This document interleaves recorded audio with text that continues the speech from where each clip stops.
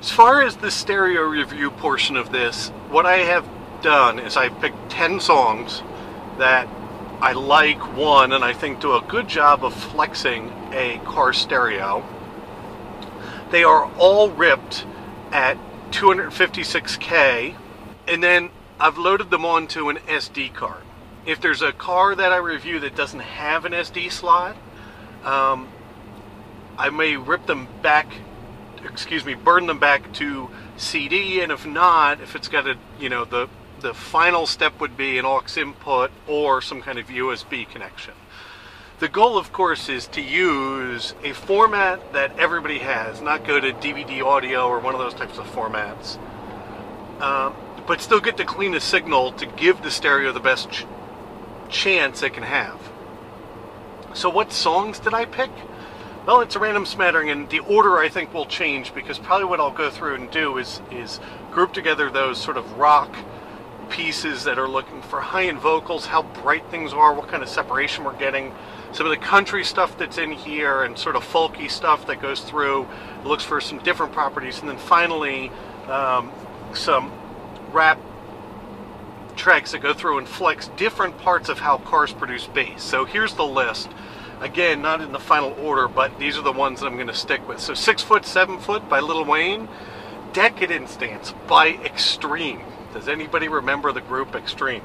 I picked that one specifically because it's an opening sequence with rain, piano, then you get into cellos and real high-end bright guitars. Banana Pancakes by Jack Johnson. Again, another track that's got rain in the background that you may never even have noticed unless you're listening to a decent set of speakers or a decent stereo.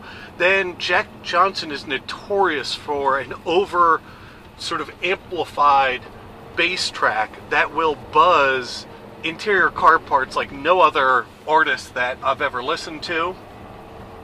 One, the LP version by Metallica. That's one of those songs that it really gets to test how well a bass drum in rock is managed. It's one of those things that's actually really hard for a stereo to reproduce correctly. It's that bass pedal drum, especially with a double one in the case of some of the Metallica work.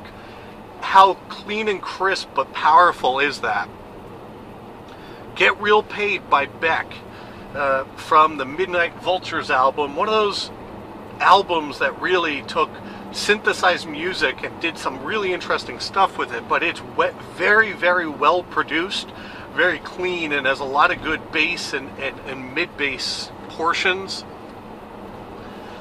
Videophone by Beyonce. So the two sort of rappy, bassier, heavier songs I picked were Videophone and 6 Foot, 7 Foot by Lil Wayne.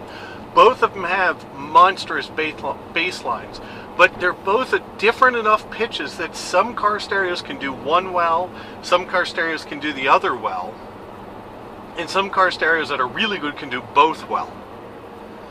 I'm Shipping Up to Boston by the Dropkick Murphy. Anything with a string set of instruments in it like that does, so you get a good fiddle sound in the beginning of that song. Also, of all of the Dropkick Murphy stuff, I think that one, because it was part of a movie soundtrack, I think it was cleaned up even more than their normal music. Then, Dierks Bentley's Train Travelin'. So that's Dierks Bentley, who's really primarily sort of modern, popular country. This is one of his folk tracks that not many people have ever heard, I'm sure. But it's got a really good old school stand-up bass in it, and also some banjo work that flexes stereo quite well. Next up, Hotel California by the Eagles, probably one of the classic all-time stereo test tracks because it's got so much going on in the song. It's got highs, lows, portions that are very clean and others that are muddier. And then Jay-Z's 99 Problems. When Rick Rubin produced that song, it's far from being a standard test track, but it's got so many levels and so many things going on that it is a very good test to see how clean and how well reproduced each one of them.